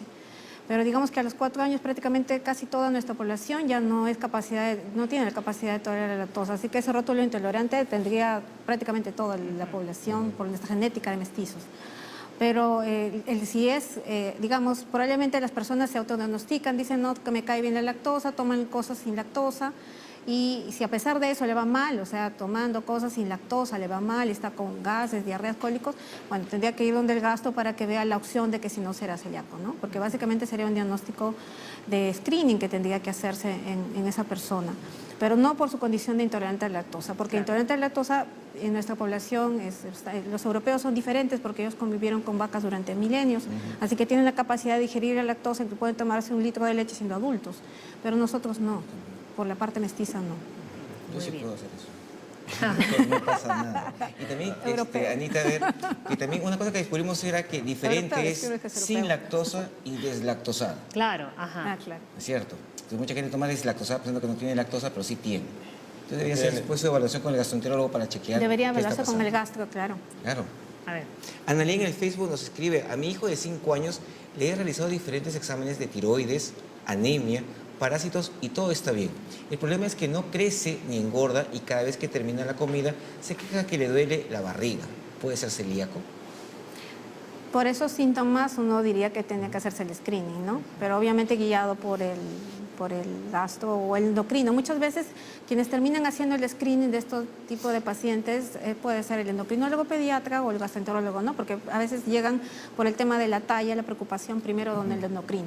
No, pues Es tiene parte 5 del años. screening que incluso hacen los endocrinos pediatras en nuestro país, el descarte de enfermedad celíaca, ¿no?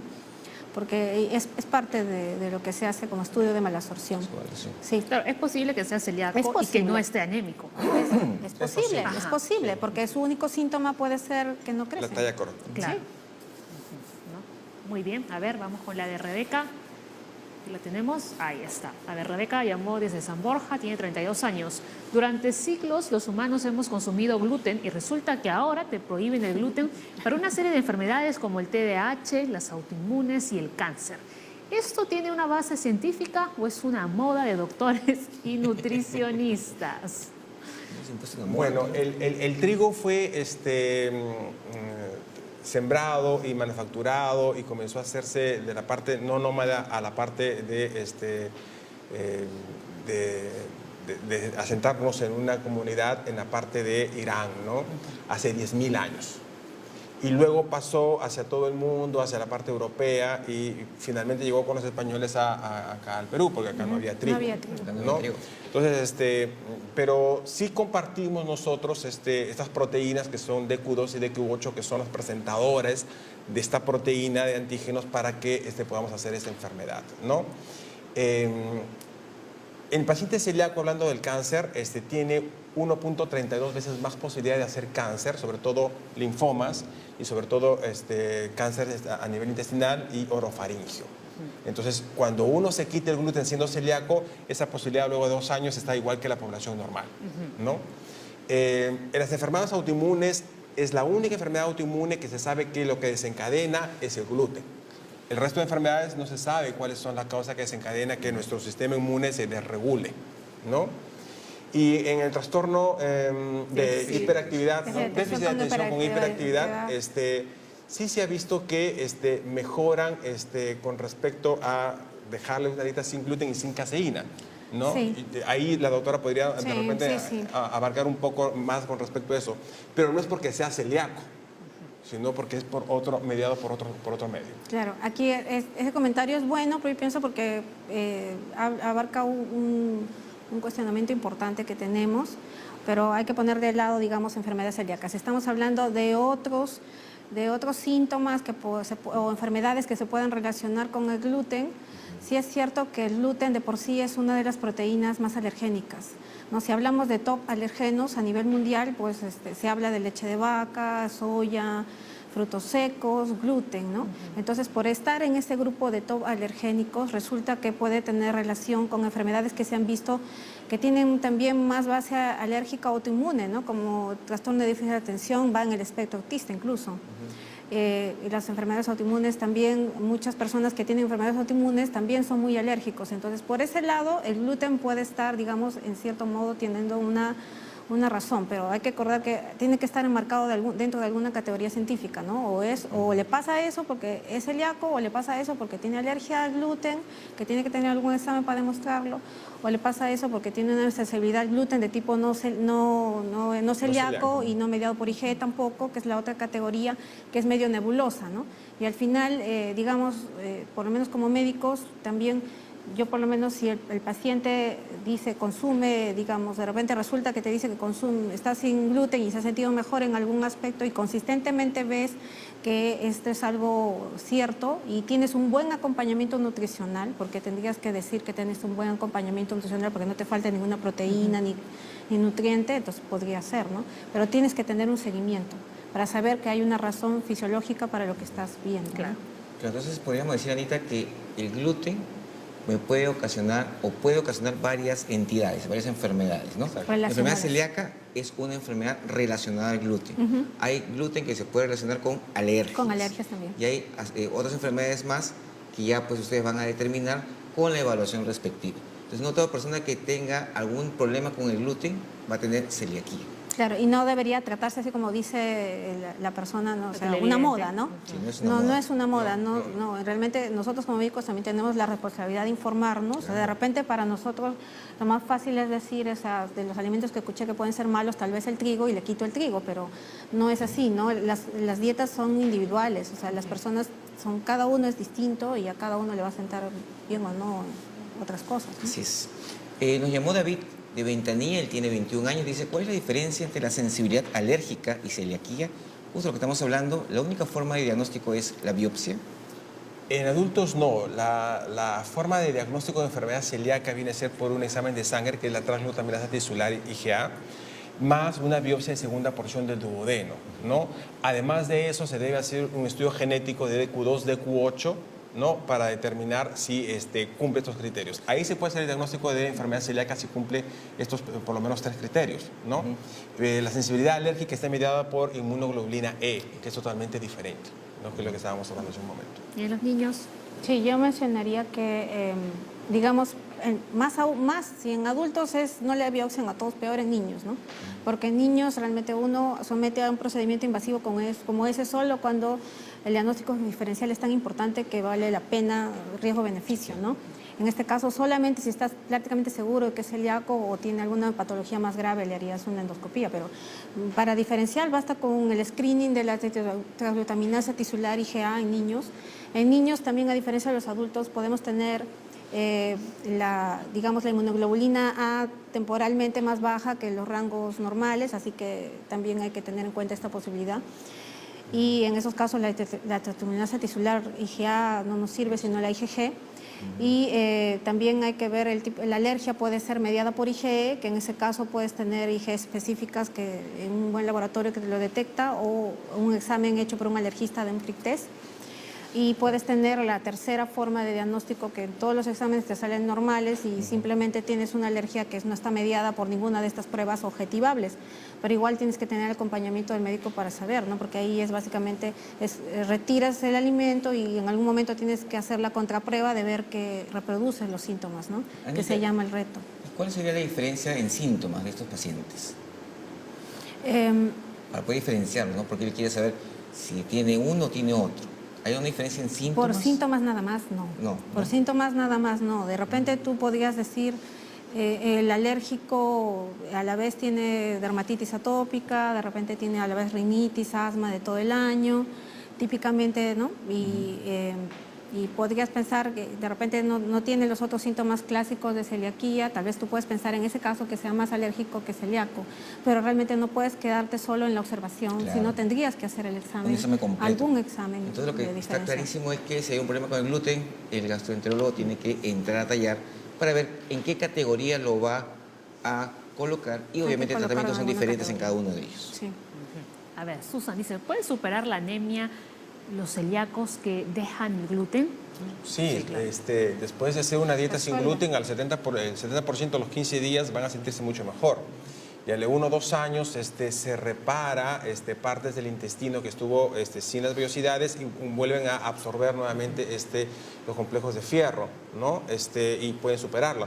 Pero en ese transcurso el médico tiene que darle suplementos externos, Claro, de fierro que no sean por vía oral. ¿y en cuánto tiempo más o menos ya llegaría a la hemoglobina normal? Bueno, eso depende de cada paciente, ¿no? Pero se recuerda que más o menos en 1 o 2 años se puede reparar todo el intestino. Claro, ¿no? Porque me dijo 1 año recién para... Claro, pero hay partes de la celiaquía en donde partes del intestino están dañadas y son partes específicas para absorción de vitamina B12 o de calcio o de fierro. Tienen que ver con Entonces, depende de cómo se va reparando. Hay Todo depende del nivel del daño que tengamos aquí. Claro, y puede ser el nivel del daño, dónde está localizado el daño, y se puede observar que se repara mucho antes, ¿no? O sea, hay personas que mejoran rápidamente su anemia que lo han tenido por años en 1 mes, 2 meses, hay personas que demoran mucho más, ¿no? Eso es independiente de cada uno. Claro, por eso, y en niños, digamos, como anemia no solamente significa fierro, ¿no? Claro. Entonces a veces las personas dicen, no, estoy tomando fierro, ya debe estar mejor, ¿no? Sacas el trigo, mejoras la malabsorción y de repente no es solo el hierro, sino otros micronutrientes, la B12. En el caso de los niños más difícil aún porque hay otros micronutrientes importantes, entonces muchas veces usamos no solamente una vitamina, sino suplementos, ¿no? Especiales para y las carnes, recuperarlos. como dicen que las carnes es buenísimo. El hígado, la sangrecita. Bueno, Sí. eso es bueno para evitar la anemia por falta de fierro, que es la ferropénica, fierro. pero en un celíaco estamos hablando que no tiene la capacidad de absorber por el Muchos intestino. nutrientes. Claro, Entonces, eso. a pesar de que puede ingerir eso, va a seguir con anemia. Exacto, lo va a echar. Claro, lo va a echar. Entra y sale igual. A ver, las complicaciones de la celiaquía pueden presentarse en adultos luego de muchos años de evolución. Sí, tienen un menor tiempo de vida en comparación con las personas que no tienen celiaquía. Esto se equipara cuando la persona deja una dieta sin gluten. Tienen complicaciones a mediano plazo con respecto a la osteoporosis, fracturas patológicas, depresión, ansiedad, formación de cánceres intestinales, como habíamos determinados, y una mala calidad de vida, porque siempre están sintiéndose balonados, distendidos, Claro. y no pueden comer en ningún sitio, ¿no? Claro, eso le iba a preguntar. ¿Y un celíaco que quiera comer en la calle, o sea, en un restaurante? ¿Hay algún restaurante que tenga Aquí en Lima tenemos algunos restaurantes en plato. donde pueden dar algún plato con, sin gluten, ¿no? Pero yo le recomendaría a los celíacos que lo mejor es irse a comer una parrilla, ¿no? Porque en la parrilla no hay contaminación con gluten, está solamente la carne con sal, las papas fritas que las hacen independientes y una ensalada, ¿no? Entonces eso pueden comer con tranquilidad. Irse a una cevichería en donde hay muchos empanizados, el chicharrón, el pescado frito, lo fríen sobre ese pescado o sobre esa plancha y ya se contamina. Pueden comer un ceviche, sí, con tranquilidad, pero no irse a una cevichería, menos a una pizzería, El ¿no? ceviche sería más tranquilo. Ahora, Olvídense. el chifa es complicado porque el gluten, el sillao tiene gluten. El sillao tiene gluten. Hay glútenes especiales hay sillaos sin gluten especiales, pero que no lo utilizan normalmente Claro. en un chifa, ¿no? Ajá. A ver, nos llamó Paola. No llamé yo por si acaso. Paola llamó hace un rato por algo que quería preguntar. Tenemos la misma edad tenemos. Soy celíaca y estoy embarazada. ¿Mi hijo puede heredarla? No se hereda la condición, o sea, no se hereda la enfermedad, mejor dicho, ¿no? Se puede heredar la predisposición genética, ¿no? Exacto. Porque si esta persona es celíaca, obviamente tiene alguno del HLA, de Q2, de Q8 predisponente. Entonces, eso es que se lo puede pasar el predisponente al hijo, pero no necesariamente el niño va a ser celíaco, ¿no? La posibilidad de que un hijo pueda ser celíaco es de 3.5% más que la población normal, ¿no? O sea, se da, pero yo le diría a Paola que mejor converse con sus hermanos, porque sus hermanos probablemente tengan más posibilidad de Claro, tener más que celiaquía su el bebé. hijo. Sí. Ajá. Muy bien, a ver, Escuchaste, otra Paola. consulta. Jorge dice, mi hijo de 23 años es celíaco. A mi esposa le detectaron colon irritable. ¿La celiaquía es hereditaria? Nuevamente volvemos con lo mismo, ¿no? Mi esposa ha podido tener ese trastorno sin darse cuenta. Colon irritable es una patología en adultos que es necesario hacer un screening de enfermedad celíaca, ¿no? Entonces, más aún teniendo un familiar de primer grado, yo creo que la esposa de Jorge es necesario que se haga un Ella screening para debería buscarse esa enfermedad descartarse, celíaca, sí. sí. Bajarse los genes. Claro, porque Bueno, primero a los anticuerpos antitraloglutaminasa, ¿no? En sangre. Luego, me imagino que la paciente ya debe haber pasado los 40 años, tiene que hacerse una endoscopía, control por cáncer cada 3 años y aprovechar eso para hacer una biopsia de segunda porción de duodeno. Si tienes esos dos criterios, pues tienes ya posibilidad de ser celíaco. Y si algunos falta, busca la parte genética. En esa señora que está gestando y que ella tiene celiaquía, ¿qué le recomendarían a su hijo cuándo le hacemos a su hijo las pruebas para ver si podía, entre comillas, ya que tiene la predisposición, para estar más contentos de que no hay nada?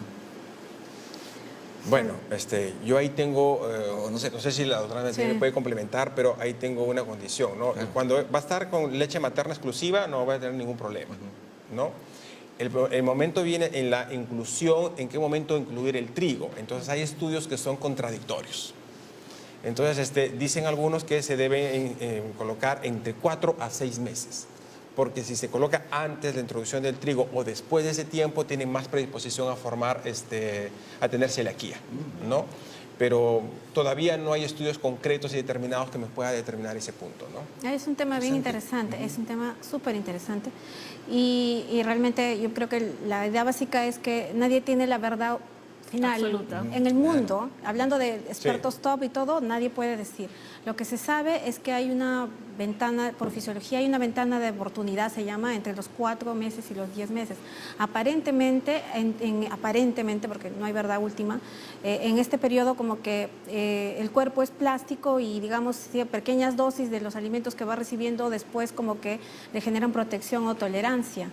Pero, digamos, esta supuesta evidencia científica va en contra a veces de la parte epidemiológica, porque también sabemos que, por ejemplo, países como Estados Unidos, donde consumen tanto mantequilla de maní desde pequeñitos, tienen unas tasas increíbles de anafilaxia por maní. Entonces, ¿tú qué hablarías? Tempranamente les están introduciendo, pero no. Esto pasa también por la forma de presentación de las proteínas. Por ejemplo, los países árabes no tienen alergias al maní, ellos comen maní sancochado. Claro. Entonces, es difícil responderle, pero el principio básico, yo haría lo que yo hago también en la práctica, lo que más o menos, digamos, hacían nuestros antiguos, los incas, el tema de respetar los tiempos de los niños, ¿no? ¿Qué necesidad de al niño pequeñito introducirle, digamos, todos los alimentos que vamos a subir a lo largo de toda su vida? Porque no va a ser simplemente, él no te va a poder decir que tiene pirosis, que le duele la barriga, que no, hay cosas que no son objetivables. Entonces uno tiene que seguir los ritmos y darle una dieta variada y sana a los niños desde su primera papilla. Es sin temor. Sí, yo en contra de eso, porque ni siquiera fisiológicamente, ¿no? Frijoles para que ellos coman res Es muy y todo. complicada la cáscara, ¿no? O sea, Genera mucha flatulencia, ¿no? Cuando O sea, a los incas lo que Además, hacían a los era... adultos, imagínense a los Tenían, pequeños. cultivaban papitas especiales para los niños, para los que iban a empezar la alimentación, ¿no? Y mantenías la leche materna por lo menos los 2 años, como debe ser. Eso es lo más importante. A ver, Cecilia nos llamó desde Cajamarca, tiene 53 años. Tengo fibromialgia desde hace 12 años. Actualmente como trigo y empiezo a sentir malestar estomacal y gases. ¿Estos síntomas son por causa de la fibromialgia o puedo tener celiaquía? Bueno, yo le contestaría a Cecilia de que es una persona de riesgo, ¿no? Por lo cual se debería hacer un screening de enfermedad celíaca, ¿no? Pero la fibromialgia es una enfermedad que se ha tratado en varios foros en donde muchas cosas le puede doler, Sí. ¿no? Entonces, y la mente en la persona con fibromialgia hace creer que puede tener esto. Sí, es más sensible. Es más sensible. Entonces, si ya se le sembró la idea, va a ser bien difícil quitársela. Entonces, es mejor que se haga un diagnóstico para que le digan, estate tranquila, come o estás en el 1% que puedes haber sido Claro. celíaca. Ajá, muy bien. A ver, vamos con la siguiente. Rapidito, Manuel, 36 años, Lince. ¿Es la enfermedad celíaca un factor de riesgo para cáncer intestinal? Sí, como lo dije, es factor de riesgo para linfomas, sobre todo de células T, para adenocarcinomas intestinales y para carcinomas orofaringios. Sí. ¿No? Pero como dijo el doctor, si usted se quita los alimentos sin gluten, hay más esa posibilidades que esa otras posibilidad personas. que otras personas, ¿no? Que no Sí. tienen celiaquía. A ver, Leslie, vamos con la de César. César nos escribió al Facebook, dice, ¿qué tan frecuente es la asociación entre celiaquía y enfermedades tiroideas, hipotiroidismo e hipertiroidismo? Se describe que estas enfermedades autoinmunes, sobre todo la tiroiditis de Hashimoto, las tiroiditis autoinmunes están más o menos relacionadas en un 7%, ¿no? Esa puede ser la relación, o con el hipotiroidismo primario, ¿no? Sí hay una asociación, ese es un factor de riesgo Mayor para que se el tenga que resto de hacer. la población. Este paciente, si tiene alguna enfermedad tiroidea, sobre todo autoinmune, debería hacerse un estudio de Solamente enfermedad para celíaca. descartar. Para descartar, sí. A ver, vamos con más. Sofía. Sofía, de 30 años, llamó desde Chorrillos. ¿Hay grados en la celiaquía? ¿Hay niveles? Hay niveles, no como niveles, sino que hay personas que pueden tener muchos más síntomas que otros. La enfermedad clásica lleva a personas adultas a tener mucha diarrea, baja de peso, y hay personas que tienen la enfermedad no clásica que simplemente tienen balonamiento, hinchazón, Claro. un poco de flatulencia. Pero aquí el diagnóstico principios de celiaquía, eso no existe. No, No existe. Yo creo no. que... Hay una parte que se llama la enfermedad silente, Sí. ¿no? Que es el paciente que se ha hecho su diagnóstico de sangre, sale positivo, incluso se ha hecho una biopsia intestinal y sale positivo, pero no tiene ningún síntoma. Entonces, le podríamos decir que ese es un grado de enfermedad. En esos pacientes solamente se observa, no se le quita el gluten, mientras no se observe ninguna alteración Claro, en no tiene su síntomas nivel. y come normal. No, entonces incluso tengo un paciente conocido que tiene una gemela, ¿no? Una de las gemelas es celíaca, la otra no. Interesante, sí. Interesante. Yo sí comentaría algo sobre estos de grados. A mí me preguntan también bastante en la consulta a los pacientes, a veces cuando tú le das un diagnóstico, pero doctora, ¿qué tan severo estoy? Yo soy leve, soy severo.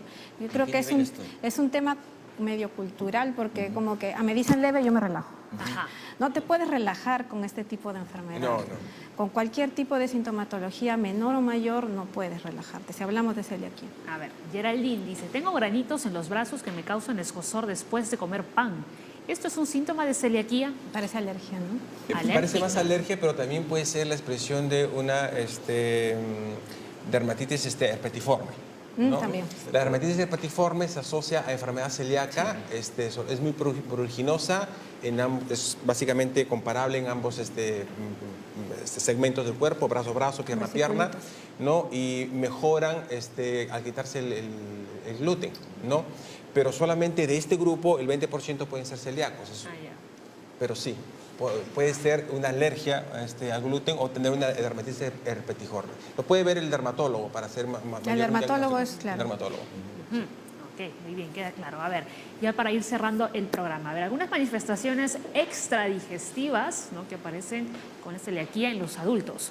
La anemia, que nos habían comentado los doctores, lo mismo con la osteoporosis, dolor de huesos y también dolor en las articulaciones, cefaleas, erupción cutánea con picazón, deterioro del esmalte dental. ¿Y por qué se deteriora el esmalte? Sobre todo en niños, ¿no? Hipoplasia del esmalte dental. También en la celiaquía se asocia con 2 veces más riesgo de posibilidad de reflujo gastroesofágico, ¿no? Y este reflujo gastroesofágico puede tener alguna injerencia con respecto a la formación del esmalte en niños, ¿no?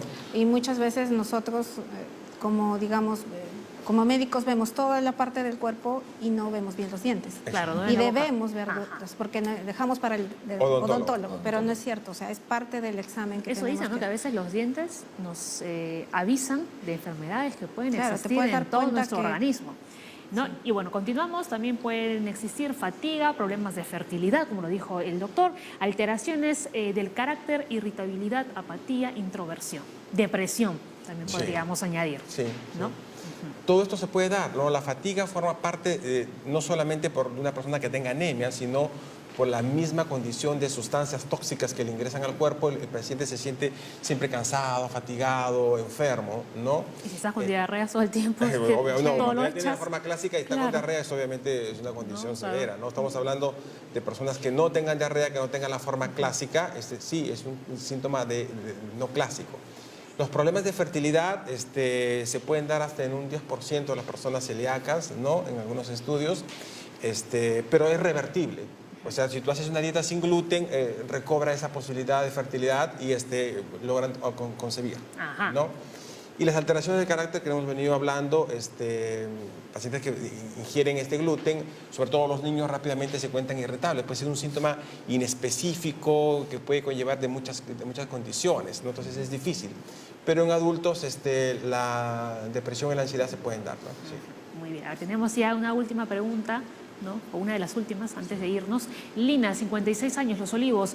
Me detectaron colon irritable. Estoy llevando tratamiento farmacológico, pero sigo con estreñimiento. ¿Puedo ser celíaco? El estreñimiento se da en la menor cantidad de celiaquía, en un 10%, ¿no? Usualmente la celiaquía se da en un 90% por diarreas. Pero hay colon irritable, variedad de diarrea, variedad de estreñimiento. El colon irritable forma parte de, cuando no mejora, forma parte del screening de enfermedad celíaca. ¿Sí? Se le daría un screening para enfermedad celíaca, ¿no? Lo más probable es que no lo sea. Okay. Es también para comentarnos que el diagnóstico de colon irritable es un tema como que de funcional, le llamamos. Cae en esa categoría de diagnósticos funcionales. O sea, que no encuentras una patología orgánica supuestamente para decir, ¿no? Que es, en niños también se menciona así. Tienes que descartar organicidad. Muy bien. Bueno, las conclusiones finales, doctores. ¿Les ha gustado el programa? Bueno, espero que al público les haya gustado el programa y hayamos podido llegar a ellos explicándolo de una manera sencilla. Lo que quiero terminar diciendo es de que en Perú la celiaquía es una enfermedad subdiagnosticada. No deben quitarse el gluten o el trigo, todas las personas, porque están quitándose una fuente de proteína importante, deben ser llevados y diagnosticados por un gastroenterólogo, básicamente, para determinar si tienen esta enfermedad, porque si no, están haciendo mal uso de una proteína importantísima en la formación de nosotros, ¿no? Doctora. Sí. Y apuntar al diagnóstico, digamos, sistematizado, ¿no? De la condición. Si uno piensa que tiene síntomas con el gluten, tiene que conversar primero con el médico, ver la posibilidad de que pase por el screening de celíaco o no, porque no va a hacer screening de celíaco todo el mundo, y luego ver si hay algún sustento para los síntomas que uno percibe, ¿no? En niños es mucho más importante porque el diagnóstico diferencial es amplio y porque la enfermedad también se presenta en menos proporción que en adultos, ¿no? Claro, como hemos visto hoy día hay muchas enfermedades planeta, hay muchos síntomas, por lo tanto los síntomas tienen que ser evaluados por un médico y obviamente de acuerdo a la sintomatología pueden ir a un médico internista, si hay mucho problema gastrointestinal al gastroenterólogo, problema de crecimiento al endocrinólogo. La cosa es que la evaluación médica es fundamental para que podamos llegar finalmente al diagnóstico. Y dos cositas más. Una, que recuerden que las personas que están actualmente con varicela, por favor, lavarse las manos, cortarse las uñitas, y lo único que podrían tomar son paracetamol para las molestias y algún antihistamínico. No usar aspirina porque la aspirina está contraindicada, ibuprofeno tampoco. Y mañana tenemos acá, recuerden, enfermedad arterial coronaria, vamos a hablar de infarto cardíaco y muchas cosas más. Así que ya desde ahora pueden empezar, ¿no?, a enviar sus consultas a las cuentas de la Junta Médica. Y ya a partir de mañana, de 10 a 11:30, sí ya está abierta la línea médica. Muchísimas gracias a todos por vernos, ¿no?, como todos los días, por enviar sus preguntas. Gracias por su sintonía. Hasta mañana. Feliz día. Chao. Chao.